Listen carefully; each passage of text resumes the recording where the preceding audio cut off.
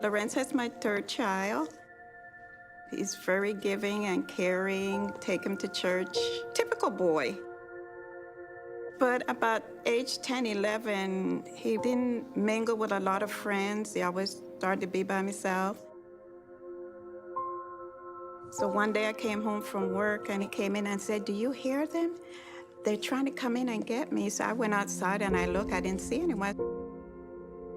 First thing kept in my mind, he's messing with drugs. He wasn't on any drugs, and then they told me he was psychotic schizophrenia. Things were hard for me, and I used to break into storage locker rooms to sleep in the storage units just because I didn't want to be sleeping on the streets.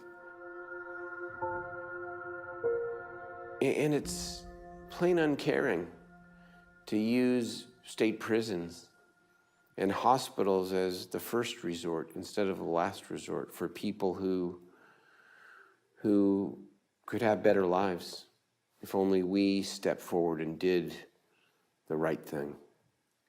I'm going to give you some things to think about, though, and that is, what is the follow-up? Kind of like, what are those next steps to keep you in the place you're at right now? Behavioral health court is where we offer treatment instead of traditional criminal prosecutions.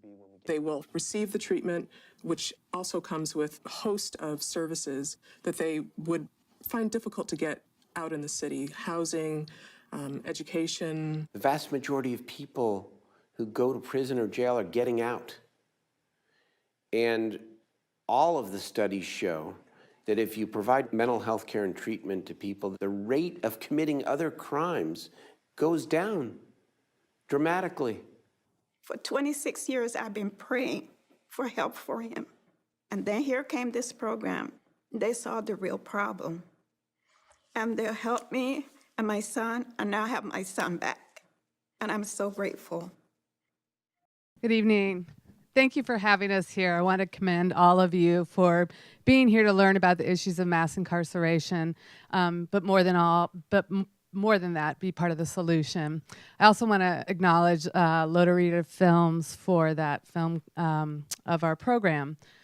So I'm the director of the Citywide Case Management Forensic Program, and I've spent the last 25 years focused on providing treatment for people like Lorenzo in the video and Kenneth, who's here with me today.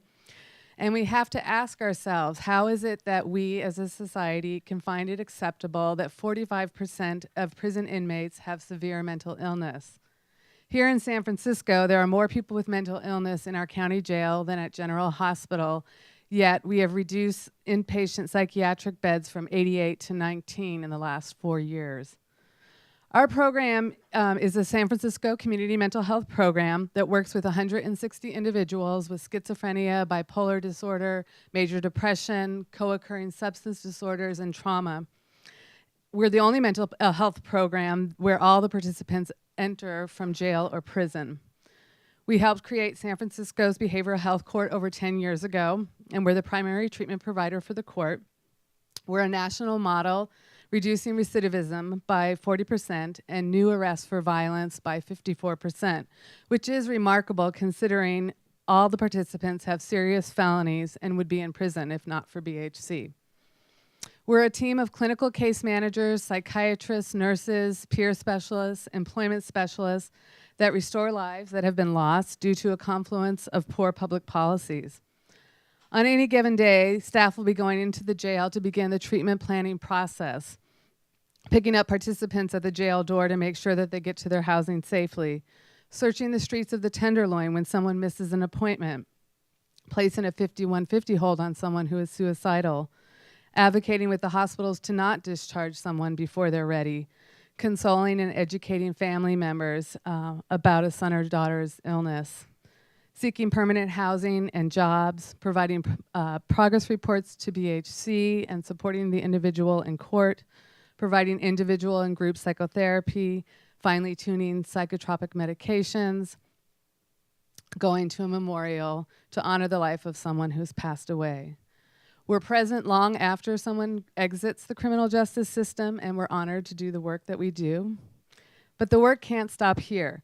A major gap exists in that we have not applied these same strategies to individuals with lower level misdemeanor charges who are cycling between the jails, the hospitals, and streets so rapidly that we're missing the opportunity to intervene and stem the tide towards more serious involvement in the criminal justice system. We're at a crucial point in making this happen. We have the political will, we have the treatment resources, and all we lack is access to supportive housing to move forward. Through a grant from the Federal Bureau of Justice Assistance, we have piloted a first-of-its-kind program in BHC, the HERO program, Housing Employment Recovery Outcomes, that provides 6 months of housing to participants as they link with treatment, seek income, permanent housing, and jobs. The BJA wants to highlight the program throughout the U.S., and we would like to create a similar model for those cycling with misdemeanors.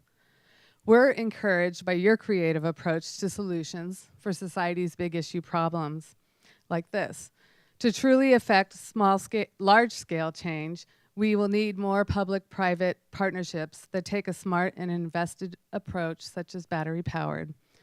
Now I'd like to invite Kenneth to speak with us because he's the reason why we're here tonight. Oh, thank you, Kathleen. Thank you. Thank you. I think you should all be giving yourself a round of applause for being here.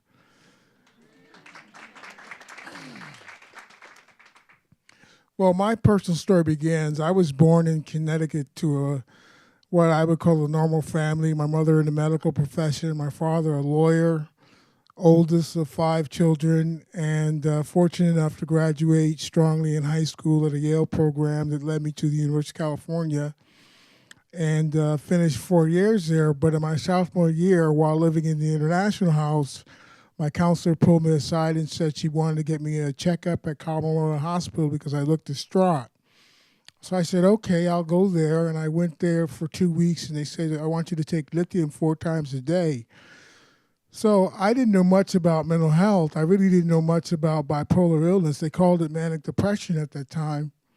So I tried to take the medication 4 times a day, but I continued to drink socially. I was in a fraternity, and I wanted to work, so I worked in government, law, advertising, and tried to travel, and I ended up in hospitals all over the country in 4 different states. And my dad once described it to me. He said, you're like a jet crashing into the mountain 6,000 miles an hour, and you fall down, and you get up, and you do it again and again and again. But anyway, the hospitalizations were very difficult, and I was in denial because I really didn't want to be part of the stigma of being mentally ill. But eventually, in 2010, I was arrested for a crime that I would have otherwise not commit. And it put me in jail for 18 months, and I really felt the burden of being incarcerated, and I made a turnaround. So I'm very thankful to Citywide for their presence in terms of their counseling, the therapists, the doctors, the groups. I just recently graduated from a job club group that assists you in getting employment. And I have a case manager there, a doctor. I met with her today. And the BHC, which has been a wonderful addition, I was accepted to their program for Hero Housing, which Catherine alluded to. And it's a wonderful program, 6 months of paid rent while you get stabilized. So recently I received the MHSA award, Mental Health Services Act award, and was selected to go to school at San Francisco State for the peer specialist program. So things are turning around. And I thank the San Francisco General Hospital because a year ago, Dr. Michael Geiser found a system of medication that could work with very limited side effects. So I think there is hope out there, and I hope to contribute to the same thing that you're doing in the future with my peer specialist certificate. Thank you very much. I welcome any of your questions.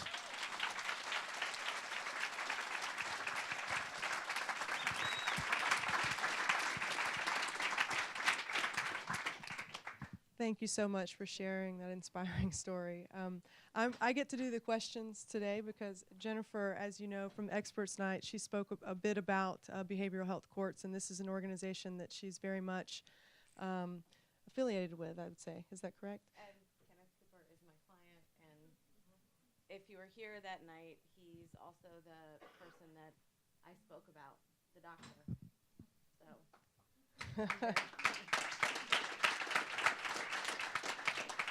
Yeah.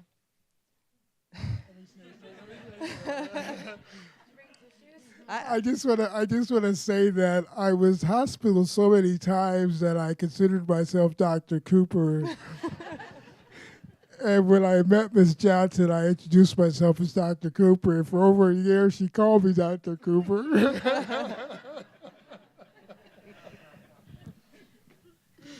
It's fantastic. One question, could you take us through, in terms of becoming a national model, because this work is so important, the steps from where you are today to what you need to achieve and demonstrate, either in metrics or results or however that is framed, to the next step of seeing this replicated and expanding? How does that look? So, good question.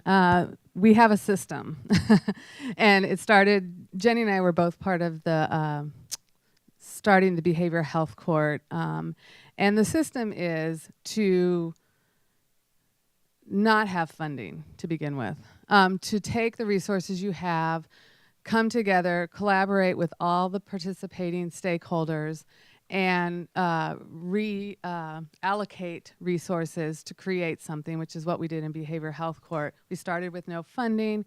We were very under the radar.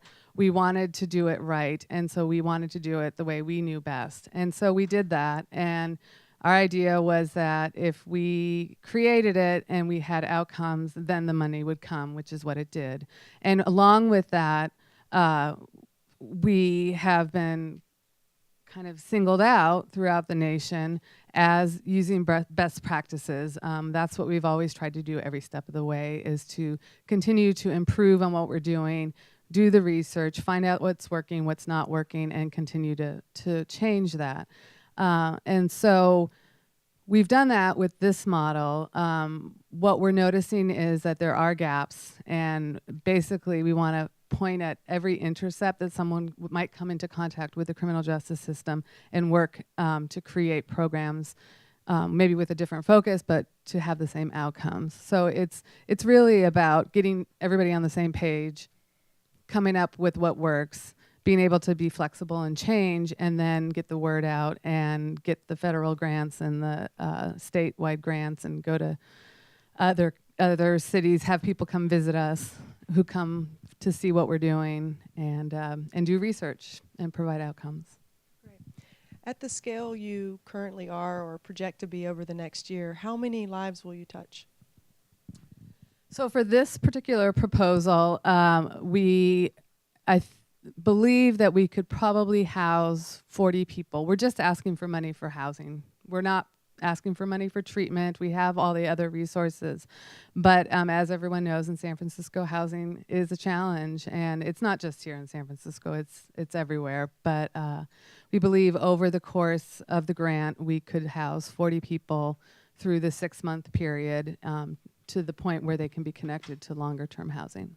Is that number different if you talk about the whole organization and program? Or is it in terms of the people that you're interacting with? Right, yes. I mean, my program, we work with 160 people at any one time. In Behavioral Health Court, we have 150 people. What we're talking about here is expanding to the numbers of people who are cycling with misdemeanor charges, which is a high number. So we're kind of limited by the amount of resources we have, but the possibilities are endless of who we could serve.